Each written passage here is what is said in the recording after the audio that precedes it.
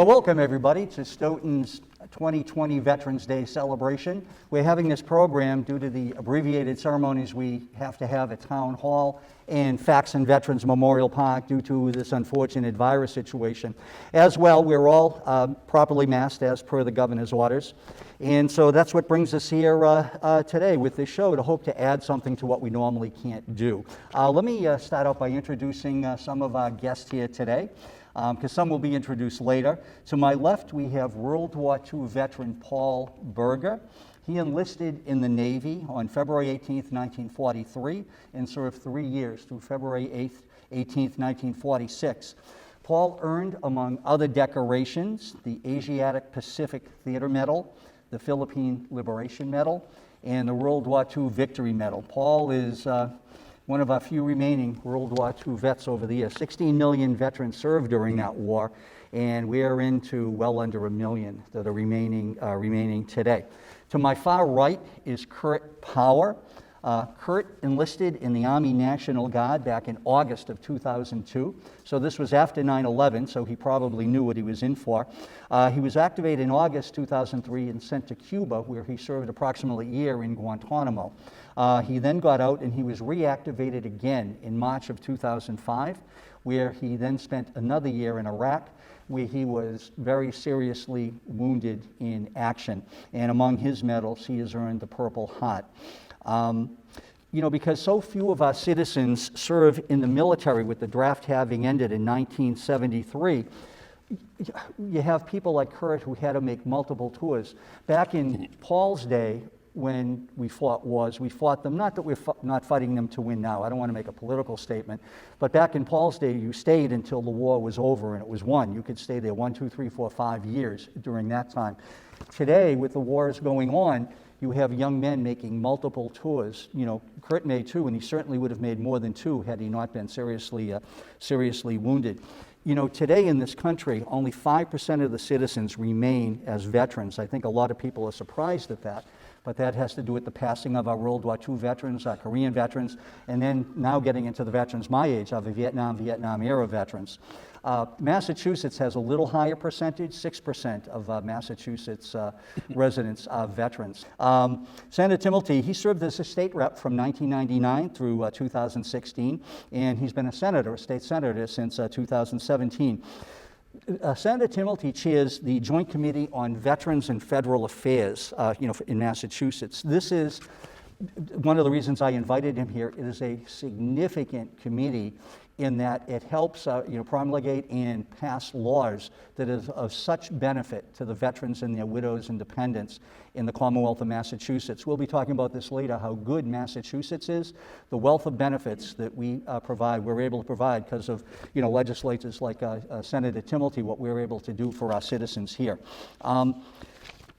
If you allow me this, we're taping this on November 10th, so I have been compelled to say that today is the Marine Corps birthday. So I would like to enter a quote from Eleanor Roosevelt when she was touring the Pacific Theater, where Paul was back in the day. Paul's a Navy guy, but the Marine Corps is a branch of the Navy. And Eleanor Roosevelt said, "The Marines I have seen around the world have the cleanest bodies, the filthiest minds, the highest morale, and the lowest morals of any group of animals I have ever seen. Thank God for the United States Marine Corps." So to all my Marine Corps buddies out there, Semper Fi and happy birthday. Before now I get on to actually speaking with my guests, let me just give a little brief history of Veterans Day, as some people may not realize it. World War I, of course, was the war to end all wars back then, and it ended on, as many people know, the 11th hour of the 11th day of the 11th month. That was November 11th, 1918. A year to the day after that, after the end of the war, Woodrow Wilson, President Wilson at the time, declared Armistice Day, and that was a day to honor our World War I veterans, in their service. But over the years, it gradually became a day to honor all of our veterans. And so in 1954, President Eisenhower, it was officially changed to Veterans Day, and now Veterans Day is a day to honor all veterans. Memorial Day, in case anyone's confused, is a day to honor those veterans who have given, as Abraham Lincoln said, the full measure of devotion. They gave their lives in action. But today, while we certainly honor them, we honor all veterans, those living and those still contributing today. One more thing about World War I. In 1921, a World War I soldier was interred on a hillside in Arlington, Virginia. That location became known as Arlington National Cemetery. His grave, because he could not be identified, back in those days they didn't have the forensics that they have now, became known as the Tomb of the Unknowns. And so here on Veterans Day, you know, we can look at a direct link between World War I and the Tomb of the Unknown Soldier. And as I speak now, a soldier is there doing his or her duty, and you can be assured a soldier is always there from the Army Old Guard doing their duty. Well, let me turn my attention now to you, Senator Tumulty. Thank you for being here. Much appreciated. Thank you very much. It's great to be here. It's always great to be in Stoughton, so thank you. Oh, you're more than welcome. Over the years, Walter, you know, and again, you are the chairman of this committee. I can get into some specifics. You know, we've had the BRAVE Act, we've had 2 Valor Acts that have passed so many bills that I, as the Veterans Office, have been involved with the aid that we can give to not just our poorer veterans, just, you know, veterans across the board, and especially the widows, dependents, that type of thing. Why don't you speak to some of the great things that the Commonwealth of Massachusetts is able to do for their veterans, especially in your role as the chairman of your committee? Well, thank you very much, Mike, and let me say this. It's my privilege to work with you, to work for the veterans of Stoughton, and it's also a great privilege of mine to work with my friend Kurt Power. Kurt is also the president of the Purple Heart Society of Massachusetts. Yeah. So Kurt and I have worked hand in hand with the Home Base program, which I know you're well familiar with Home Base. Yes. Home Base, of course, is a wonderful institution. I believe it's a global leader in treating our veterans who suffer from the visible and invisible wounds of war. Yeah. And it's a partnership between Massachusetts General Hospital and the Boston Red Sox Foundation. And the executive director is a great patriot, a guy by the name of Jack Hammond. General Hammond is a retired Brigadier Army General who, like Kurt, served in Iraq. And he's doing a wonderful job, and we treat veterans, as I said, for the visible wounds of war. And I shouldn't say we, obviously. It's my privilege to work with Home Base and help them legislatively in terms of appropriations. And I actually had an amendment in the vehicle over the summer that allowed them to continue appropriations in terms of finances from FY20 that they had not expended all the monies yet to create a pilot program around the state to treat veterans for PTSD. Now, not every veteran, for instance, a veteran who is suffering from PTSD who lives in Dalton, Massachusetts, or Pittsfield, will come to Charlestown, Mass, where the Home Base program is, campus is. So the purpose of this pilot program is to create and train a corps of clinicians around the Commonwealth, not just within, say, Route 128, but all around the Commonwealth, to have satellite locations so that the veterans will seek the help if it's convenient for them who suffer from PTSD. Right. We lose 20 veterans per day to suicide. Is that an accurate figure? I've Yes, always it is. wondered if that was really accurate. 20 That's so horrible. It's almost hard to believe. It's a almost hard national to believe. tragedy. Yeah, 20 yeah, veterans yeah, per day yeah, to yeah. suicide. And of course, that's unacceptable. Home Base has a program to reduce that figure to 0. And obviously, it's incumbent upon myself and all my colleagues, Rep. Kafka, Rep. Galvin, Rep-elect Ted Phillips, are all wonderful supporters, as I know you know firsthand, Mike, of our veterans. Sure, yeah. We lead the nation in veterans benefits that we extend to our veterans, and we should, rightfully so. It's something we're wonderfully proud of. So every 2 years and every session, we create an omnibus veterans bill. My co-chair, Representative Linda Dean Campbell, over in the House, and myself have, as you alluded to earlier, the privilege of being the co-chairs of the Veterans and Federal Affairs Committee. We have been working on an omnibus veterans bill. It is ready to go. We've picked out various legislative proposals that we believe and the members of the committee believe are incredibly worthy and will enhance veterans benefits. And we are just waiting for Speaker DeLeo, who is also a big supporter of veterans. Very big supporter. Yeah, yes, yes, great yes, supporter yeah. of veterans. And but we're ready to go. The Veterans Affairs and Federal Affairs Committee, we have the legislation ready to go, and it will enhance the benefits that we extend to our veterans here in the Commonwealth of Mass. Now, one thing we do, we always keep an eye on what other states in the Union do in terms of our veterans. And obviously, no one's out to reinvent the wheel here. When we see another state doing something that we haven't thought of that is enhancing the life of the veterans in that particular state, we're going to embrace it. Well, could you have an example of that? Because we do so much in this Commonwealth. I'm not putting you on the spot, I'm just asking if you could think of something that another state does. Well, in my tenure as the chair of Veterans Affairs, we have been thankfully still leading the league. Yeah. So we haven't been outdone yet, but we're going to make sure we're not outdone. Sure. And, you know, obviously Kurt has a wonderful perspective on that as a combat veteran from Iraq who was wounded seriously. And thank you very much for being here, Kurt. Well, Senator Timilty, it's a real pleasure, and thank you so much for everything you do to support the troops. Yes, the senator does a great deal, and especially through his committee. And one of the things you mentioned before about having the satellite operations with home base, Massachusetts is the only state in the nation that has a veterans officer serving every community. And that's thanks to the state legislator, our legislators that we've had, putting that program into place. The old, well, he's not old, but one of the former secretaries of Veteran Services, Coleman Nee, you know, he once told me that when he goes to their conferences where all the secretaries of Veteran Services from all the other states are there, he says how they can't really comprehend the amount of benefits, and especially through that Chapter 115 program that the Commonwealth of Massachusetts, you know, allocates. And there's not the resistance to it that there was. You know, there used to be resistance to towns that it was sort of a burdensome mandate, and we really don't see that much anymore. So I think everybody's certainly on board with how our veterans, you know, should be treated, along with, and it's very important, their widows and dependents and families. Certainly when Paul was away and when you were away, Kurt, you know, your parents obviously were alive at the time, and your parents, you know, you can just imagine the strain they had, you know, wondering what was going on with you, and especially you, Paul, because the communication was so much different back then. Yeah. You know, it was a My letter parents that... had to give permission for a 17-year-old to join the Navy. Yeah, there you go. Kurt, you probably had Skype, and you could probably communicate pretty instantly. For sure. Yeah, times have changed in that regard, and I think that definitely helps. It changed so fast, too. My son was in Iraq at the beginning of the war, 2003 to 2004. He was a guard guy, got activated. I had told him, you know, he enlisted before 9/11, and I told him the worst thing he'd ever have to do was clean up after a hurricane at Cohasset. He still gets back at me at that one after having had to serve in Iraq.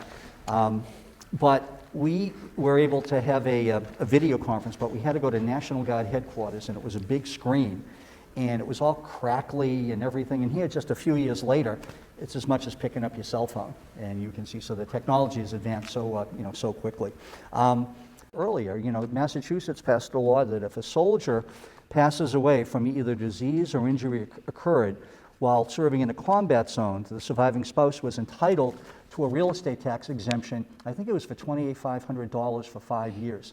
Then it was amended where you didn't have to serve in a combat zone, but just if you died as a result of your military service. And then it was made no limitation on the money, and it was a permanent real estate tax exemption.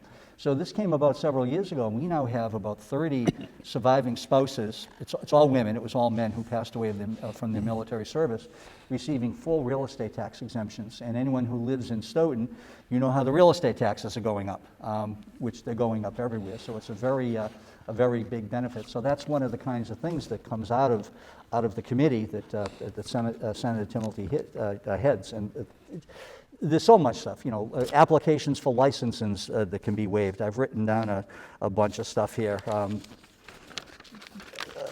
God, there's so much I can't remember. Diversion as opposed to incarceration for veterans, that's a big one. Changes to our Veterans Bonus Program.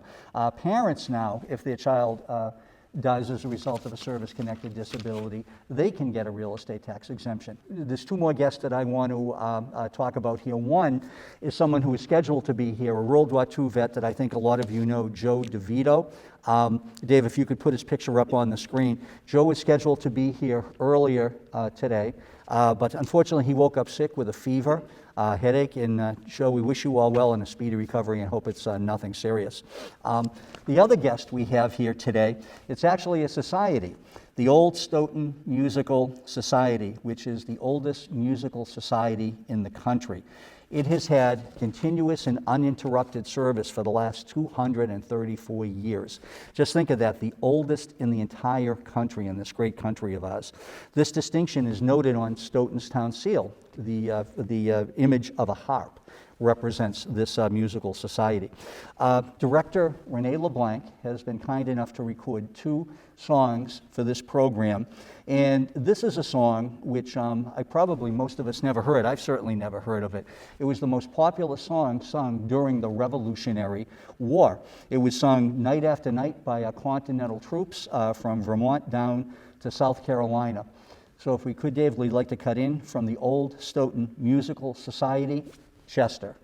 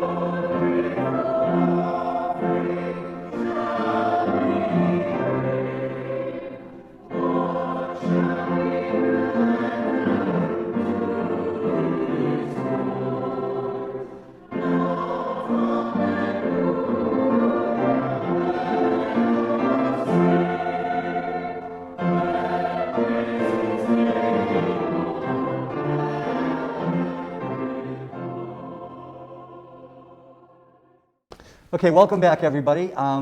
Kurt, let me ask you a few questions, and I don't want to get into anything that you don't want to talk about, obviously. Tell us about what it was like in Cuba, down in Guantanamo Bay, because I believe a lot of the prisoners were getting, sent there during the time you were there. Yeah, so I jumped in the chute with the unit, volunteered to go to work in Camp Delta, and at that time, that was 560 of the worst Al-Qaeda Taliban operatives on the planet. And I was an old man now, but I was 20, 21 down there, and I said I felt that it was actually really a positive experience to kind of get a look at the opposition before later hitting the ground in the pinnacle of the war when I jumped into the chute in Ramadi in 2005 and 2006. Correct, you went, yes. So I always tell guys it's like, after spending a year in that prison and in the guard towers and the riot squad, I said, whatever I run into overseas, I know I'm never going to be afraid of these guys. And I'm a true believer, and that's why I volunteered for a hot zone. And at the end of the day, it was absolutely the biggest honor of my life to serve. And even the way things turned out, I wouldn't change a thing for sure. Well, it certainly ought to have men like you here who've, done their duty, as General Patton said in the movie. If you don't mind, speak about what happened to you, because I think it's interesting to see how old were you at the time? Okay, so like I said, I was 20, 21 down in Cuba. Then I was 22, 23 in Ramadi. So, and it's actually kind of interesting because everything comes full circle, and I'll get into it. But me and Senator Timilty have been friends here ever since, because after I was in Ramadi and it got shot, Walter was the very first person to call me and say, if you ever need anything. So, like I said, I hunted high-level targets on the ground in Ramadi 2005, 2006. October 10, 2005, I was on a reconnaissance mission. Got the side of my chest blown out. Brought me in to the operating table. I had a 7.62 still lodged in my chest. They were going to medevac me out from Ramadi to Baghdad, Baghdad to Germany, Germany back to the United States.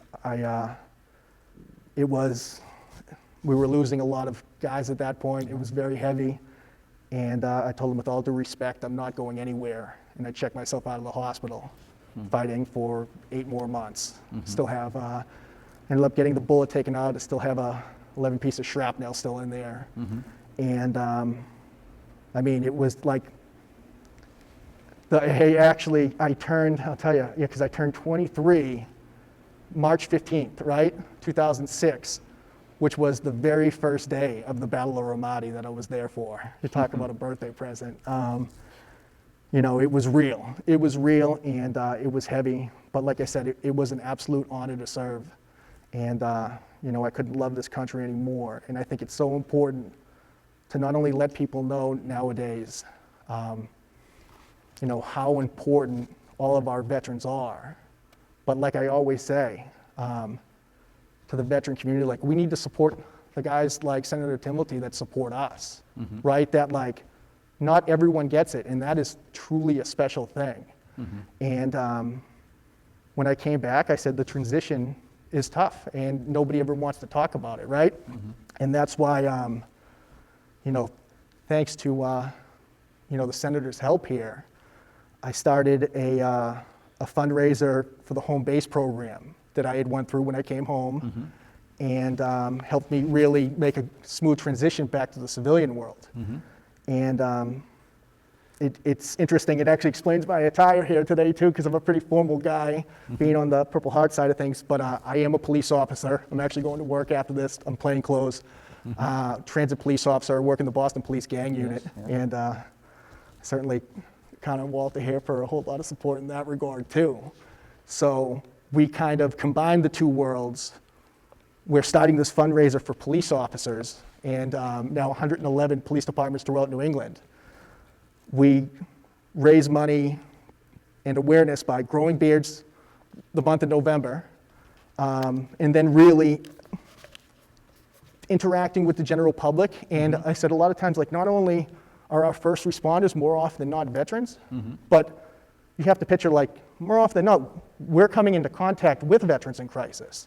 So I said it's just like as important to direct traffic, because me and Walter were talking about this on the way over, and you know, it's been a good year so far.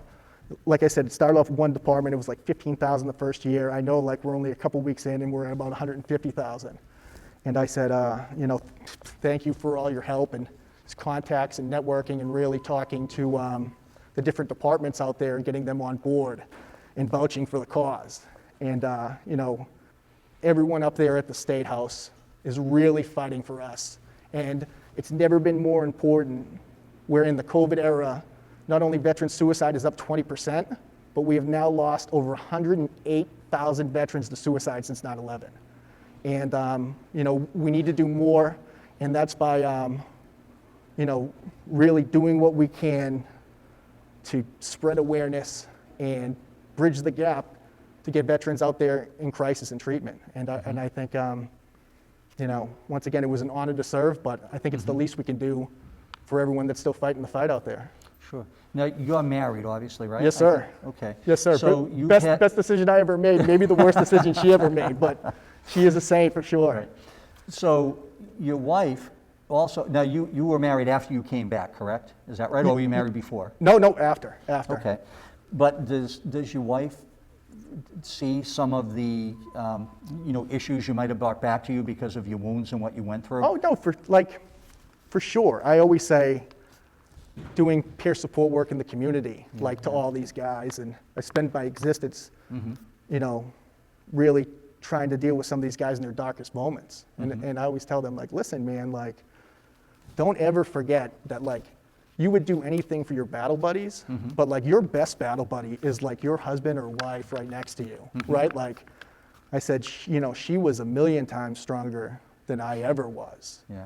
And it's used as far as common usage these days, but I don't think, like, people necessarily give it the credit it deserves when they say, like, the whole family serves. Like, absolutely, it's true. Yeah. And, you know,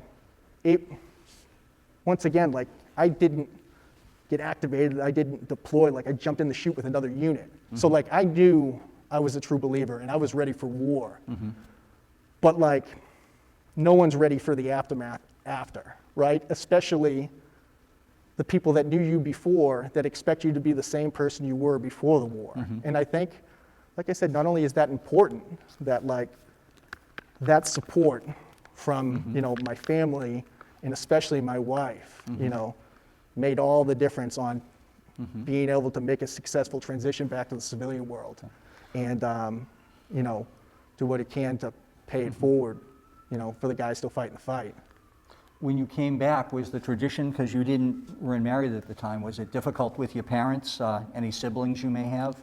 Were there any issues there? I think, I couldn't be any closer with my dad. He's my best friend in the world. Yeah. And, but I think it can be tough as far as on both ends, right? That you think how frustrating at times it can be that people don't get it, and how frustrating it can be for them not being able to fathom what we've been through. So a lot of times, we have so many warriors that come home and don't want to talk about it, and I get that, and I'm not saying that I'm any different than that.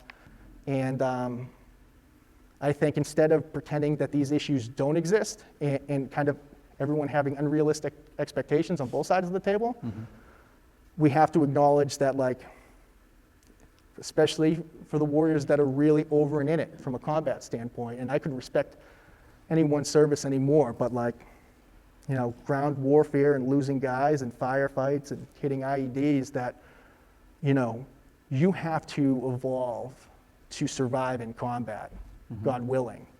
But then you also have to then acknowledge that there is a transition period coming home, and that's okay.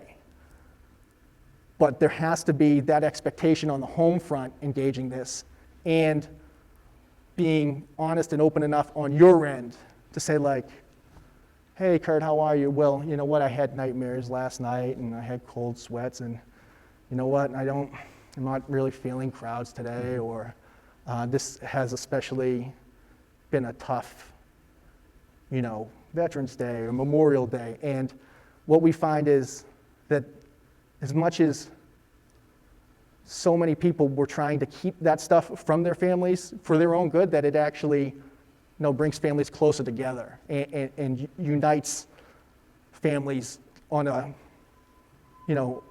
team to combat this together.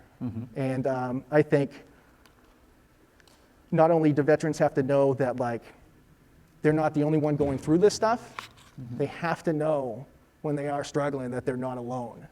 And we can't reiterate that enough, that, like, all of us in the community need to work together, right? Like, all of us in the Commonwealth and all the amazing people like Senator Timothy here fighting for our rights up in the State House. But Well, we know how difficult it can be sometimes to reach people. Through my job, your job also as a service officer with the Purple Heart. What's the correct name, Purple? So I'm with the Military Order of the Purple Heart, the state service officer here for the Commonwealth. And I always say respectfully, it's the one organization that none of us wanted to join, as far as I can bet on that, yeah. what you got to do to get in, So, and that even being so helpful, right? Because I said, like, there is a special bond there too, where not only all the warriors that have been wounded overseas, in the organization, but the pressure of not only being connected to them, but being connected to every American hero that's ever been killed in combat, in saying, okay, you know what, like, we do believe in the greater good, and we owe it to them to do what we can to make the world a better place. And we need to continue to remind people how great this country is, the greatest country in the world, and how much of an honor it was to serve despite the injuries, despite the aftermath, and that, we need to continue to support the troops no matter what. Because, it's not just battling overseas, but battling when they come home, when they're truly fighting for their life. Yeah. I find that, a lot of the things you say, I've had the personal experience with the veterans. I haven't had your personal experiences, but certainly I think your personal experience would make you very valuable for what you do in the Order of the Purple Heart Society as a VSO in helping people, because a lot of it is drawing people out. People, they don't want to talk about things. It's really, my office and we can be like a psychiatrist office. You're asking questions. You're trying to draw people out for what they, so you can help them, so you can get to the bottom of what there really is, and it's a very it's so true, difficult and emotional process as well. But right, that's why it has to be done. Once again, it's like I always tell guys, like, you wouldn't leave a battle buddy on the battlefield to die. So why are we doing it in the civilian world, right? Like, when you see something's off, like, you have to reach out to guys. Like, you need to make your battle buddy checks. Like, around Memorial Day every year, I said, like, I go through every contact I have on the phone for guys that are prior service just to make sure they're okay, and like, we can get through this by all of us working together. But they need to know, once again, like, there's guys out there that can relate, and like, they're not the only ones struggling. And the more people that kind of step up to bridge that gap between veterans in crisis and veterans in care, the better off we'll all be. Well, I think we're all lucky to be here in Massachusetts with such a supportive state legislature that we have, led by men like Senator Timilty here, and certainly having, young, articulate men like you, who've come back and are able to form such a service. What I'd like to do now, let's cut away to some Veterans Day remarks from the chairperson of our select board, Christine Howe, and also from our town manager, Robin Grimm. Hello, this is Christine Howe, the chair of the Stoughton Select Board. I wanted to take a moment to wish our Stoughton residents, particularly our veterans, a happy Veterans Day.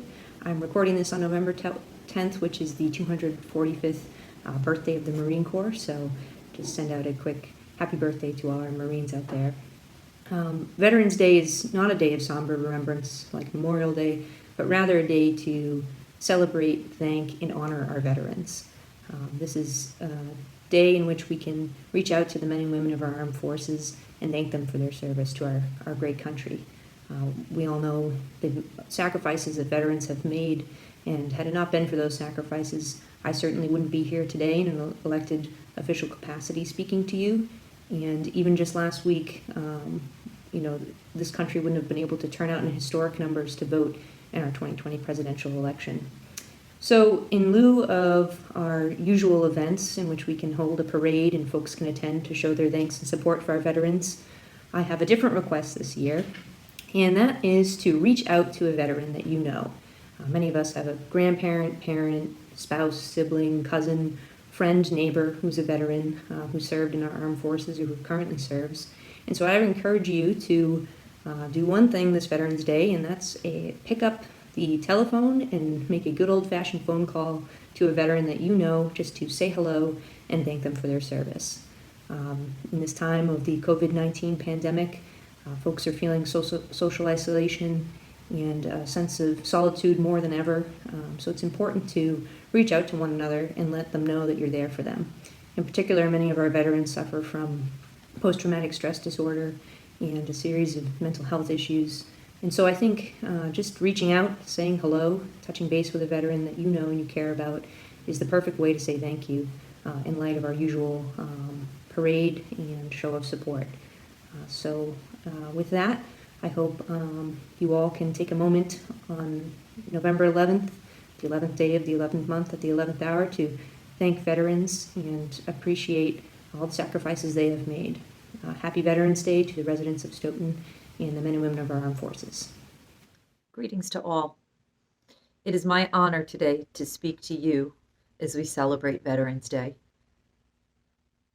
We are so blessed to live in a country where we can have even the most difficult of discussions.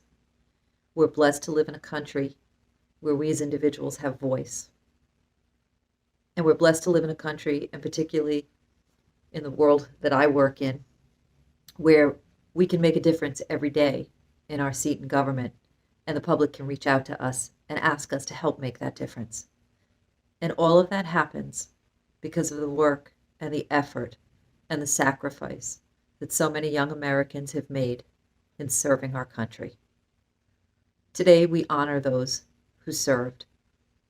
We have an amazing history of a volunteer military, people who have chosen to step up from the very beginning, from the foundations during the Revolutionary War, people who chose to step up for this great thing that we call democracy and this wonderful republic in which we live. I come from a family, a proud family of veterans. My dad had a brother in the Merchant Marines, and my mom had 4 brothers in different branches during World War II. One played drums in an army band. He had a nice gig. One taught fighter pilots down in the South, but one was in the Navy on supply boats, and the other marched with General Patton across the Rhine. And I'm so proud of that heritage, and I think that's part of why it means so much, because we were raised to understand what that sacrifice was. I talked to my mom about how she felt as a little girl with all of her big brothers off fighting the war. And it's such a special thing that we have people who choose. In fact, the youngest of her brothers had to lie about his age because he wanted to get in so badly and be with his older brothers to fight for this great country. They were the children of immigrant parents, and they were amazingly appreciative of the opportunity afforded to them here and afforded to their parents. Ultimately, a generation later, as a second generation American, I'm so blessed to be a product of the American dream. And none of that would be possible without the service of so many of you out there, or so many of your parents, brothers, sisters, sons, and daughters. We also don't forget those who made the ultimate sacrifice. We honor them formally on Memorial Day, but we certainly cannot forget them on Veterans Day. But this is a day to celebrate all veterans, thank all veterans, and remember, particularly as our country is in a bit of turmoil right now, that it is the hard work and sacrifice that those veterans made that allow us to have so many of the discussions that we have. I feel very blessed to live in such an amazing country. I'm so proud to be part of this experiment called democracy, and so thankful for all of you who have stepped forward and sacrificed so much for us to continue with that amazing way of life. Thank you all. All right, well, welcome back, everybody. Thank you, Ms. Howe and Ms. Grimm, for your comments. Much appreciated.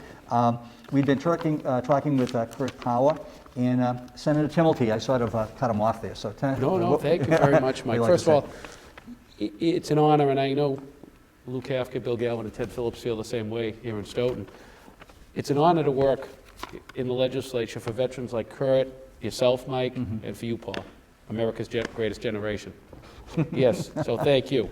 Thank you. It's truly an honor, the heroism that our veterans bring to the table in their service and what they bring when they come home to us. Have made societies and our communities wonderful places to live because of our veterans. So thank you to each and every veteran. Well, just a couple of things that I'd like to point out. You participated in this, Mike. A year ago, I hosted a roundtable discussion for my whole entire district. I have the privilege of representing 10 towns. Stoughton, Canton, Sharon, Avon, Braintree, East Bridgewater, West Bridgewater, Easton, Milton, Randolph. Either all, in the case of, say, Stoughton, Randolph, Milton, and Canton, or parts of various communities. Sure. And what I did was I decided that I wanted to bring home-based program to my district. So General Hammond and clinicians and members of his staff came to a centralized location with my district, and I invited every single VSO, every single police chief, fire chief, every single select board That was in chair. Braintree, as I recall. Yes, at Braintree Town Hall. And you came in, VSOs, fire chiefs and police chiefs, and of course select board chairs and town council members from around the district came. And my purpose for doing this was I wanted each and every member of the communities that I represent in the positions that would interact with veterans and come across veterans, whether it be police, fire, elected officials, VSOs. That way everybody would know and be on the same page as to what home base will do. Because Kurt, you alluded to this about never leaving a battle buddy on the battlefield. And of course, I've always been a civilian. You folks have worn the uniform and done it so proudly, and I am, you have my highest admiration. So you talk about never leaving a battle buddy, and you should never leave a battle buddy back on the home front. For sure. who's wounded, whether it be visibly or invisibly. And I wanted to make sure that every single person who will be helping veterans, coming across veterans, interacting with veterans in my district, realize what home base can do. And home base is the world leader, as I mentioned, for treating people with both visible and invisible wounds of war. And I wanted everybody to know firsthand what home base can do. Well, I think based on, how everyone can see how occurred here, it seemed to, I'm sure you may never fully recover psychologically or physically if you still have shrapnel in your body, and you're always going to have these memories and everything, but certainly you're a remarkable young man with your articulateness and what you're doing, and that's a testament to the home base program and what the Commonwealth has done for our returning veterans. So I appreciate it, sir. I really. always just, tell our returning warriors, at the end of the day, we have to remember that every day above ground is a good day, especially in America. And not only could I not thank you for everything, you're doing in the trenches as a VSO every day, but I can say that, same thing, we talked about battle buddies, that, this is beyond veterans and this is beyond political parties, that, anytime I've ever needed Walter to step up and do the right thing on the first responder side of things or the veteran side of things, he's always answered his call, he's always answered his phone the first time around and said, how can I help? And I think that's so important because, like you said, bringing everyone together, for the greater good here, it's everyone's a piece of this puzzle, and that's what we have to acknowledge. That you didn't have to be kicking doors in Fallujah to make a difference, right? And he can do things that I can't do, and you can do things that I can't do. So, that give and take and knowing resource-wise who to call is really what's helping us, get very all hands on deck here. We're to very make a fortunate difference. here in Massachusetts with what we have. And obviously, sometimes those people that need the help the most are the hardest to reach. Paul, you served on a PT boat during World War II. That's right. I think of PT boats, I think of, what was it, PT 109 with President Kennedy. Now, Yeah. you never met him, or you did meet him? I didn't meet him. He was out there when I went out there, but we were never on the same base. And even though he was in Squadron 9, I was in Squadron 10. But may I just make a few quick remarks? Oh, sure, yeah. Mike, thank you for letting me be a part of this program. Oh, sure. I'll hit some of the highlights, if I may, and try not to bore you and the audience. Back in January 1943, we were a bit over 1 year into World War II, the United States. I found myself a senior in high school, and patriotism was running at a fever pitch. And my friends were joining the Army, the Navy. There was the draft. If you didn't join, you would soon get called up anyway. And I quit high school with one parent's permission, was able to join the Navy, age 17. I spent 3 years, almost exactly 3 years, in the Navy. I had basic training in Newport, Rhode Island, a quartermaster school, Newport, Rhode Island, PT boat training in Rhode Island, close to Newport, and then was shipped out to the Southwest Pacific as a replacement on PT 169. PT boats had 2 officers and usually 10 or so enlisted men, torpedo man, trunk gunner's mate, quartermaster, radio man, and motor machinist mates. The boat was 80 feet long and 20 feet wide, mostly made of wood.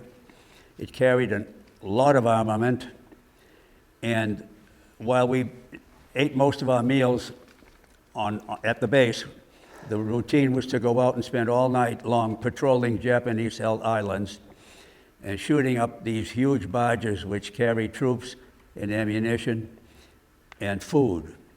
And we encountered barges, a lot of them. We would spend the whole night out there. It was my job to make sure we got to the right place, usually 100 miles from our base.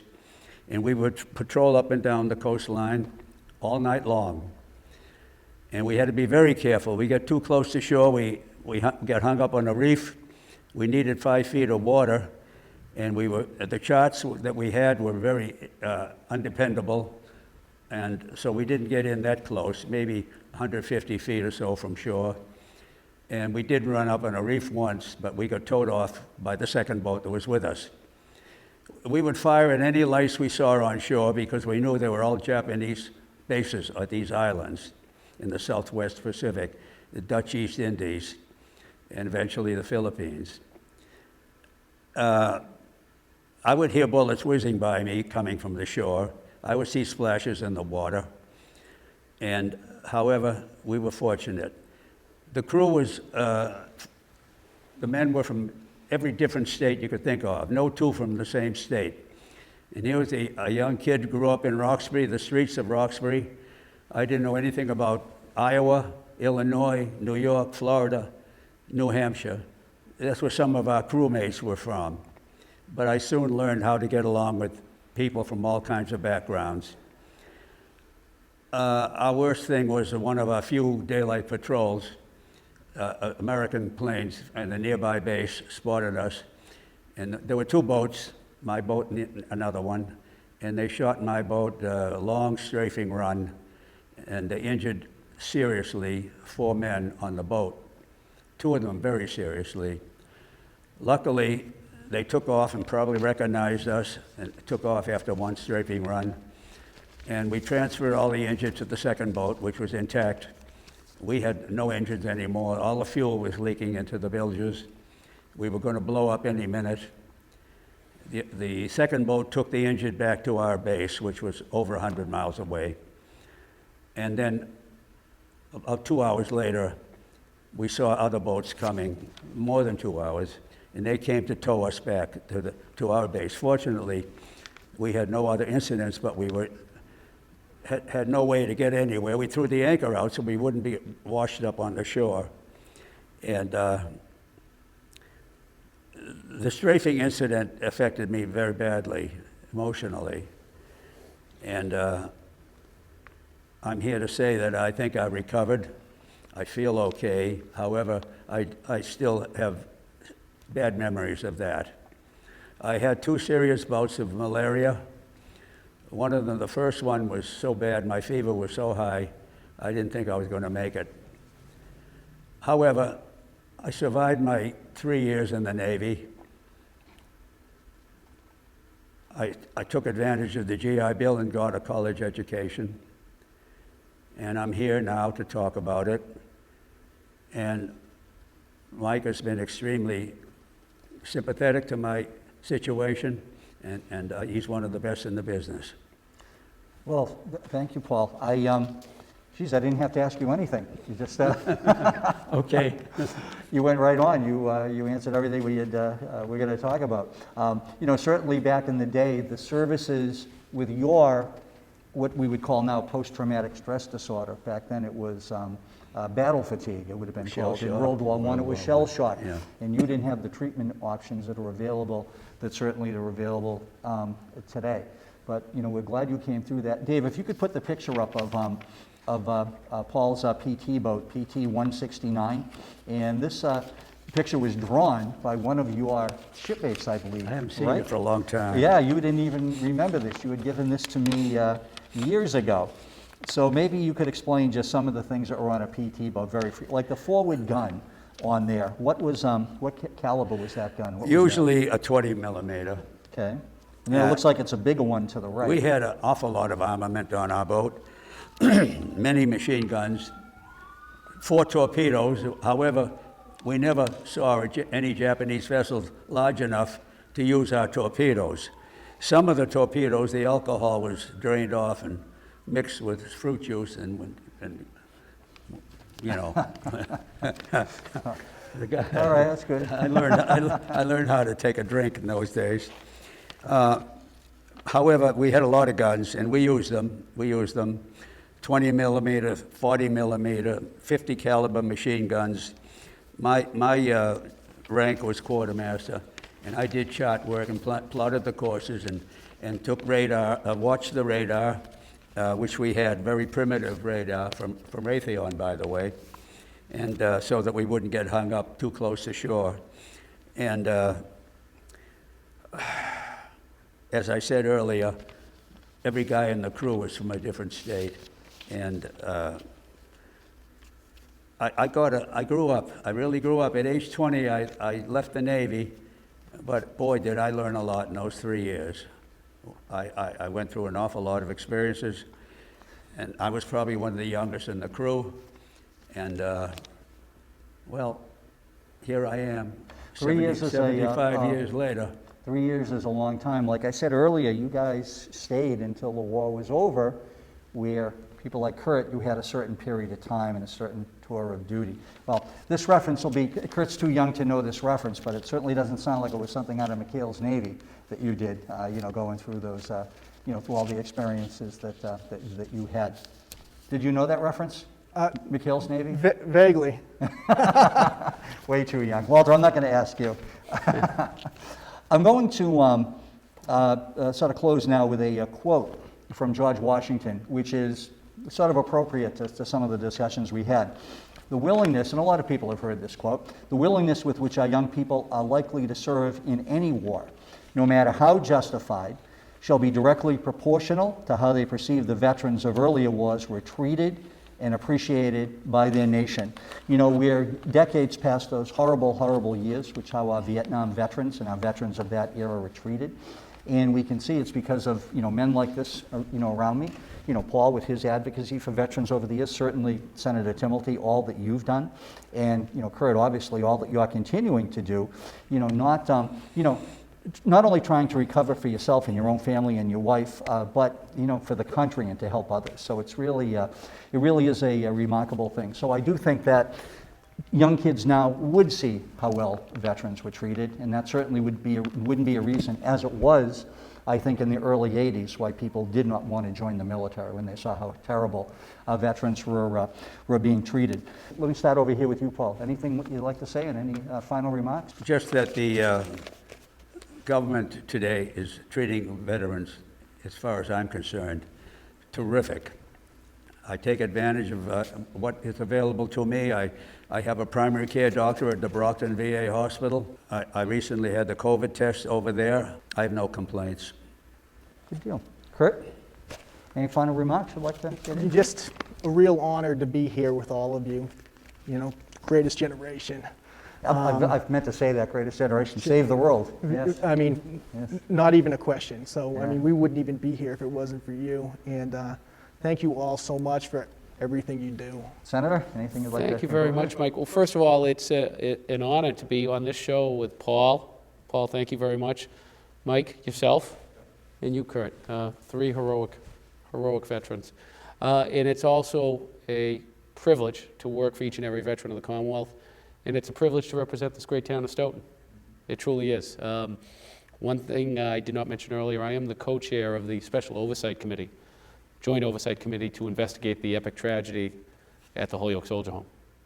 Yes, that was, So, and there's we've been now- criminal charges brought against those The individuals. Attorney I General believe. has Yeah, brought criminal charges. The U.S. Attorney's Office has an investigation that's pending. The Inspector General has an investigation that's pending. And of course, the investigation of Attorney General Maura Healey is ongoing.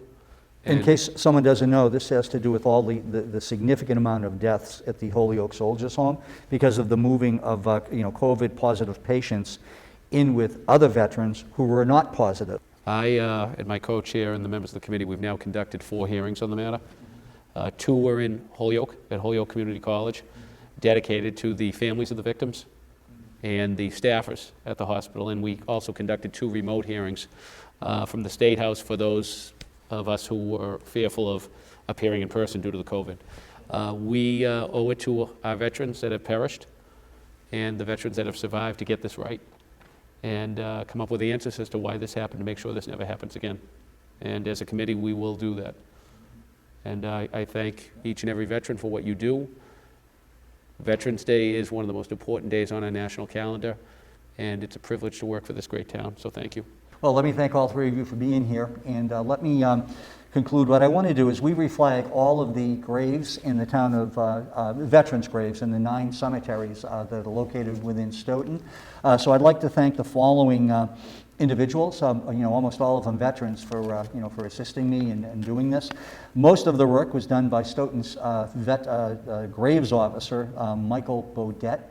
And I would like to thank, in no particular order, Chet Collins, Ted Phillips, who is the state rep-elect for part of the Stoughton district, Joe Fustolo, Billy Hayes, Mike Jakielzik, I hope I didn't butcher that too much, Mike, Tom Hunt, Bob and Tim Devine, Bill DeChico, Mark Hauserman, who is one of Stoughton's most decorated combat veterans from Vietnam, Fred Vonner, and Tom Burkett. Let me also thank Dave Young and SMAC for their crew for all the accommodations they made, for us for this show, and those things yet to be done. And finally, to close our Veterans Day program, from the Old Stoughton Musical Society, I would like to have their version of the Battle Hymn of the Republic. And finally, after that, in closing, a rendition of Taps performed by Stoughton Navy veteran Jim Noble. As Jim always says, real war, real bullets, real bugle, live taps. It's an honor that every veteran has earned, the playing of taps. Well, that concludes our program today. Thank you all for watching, and all of you take care. Thank you.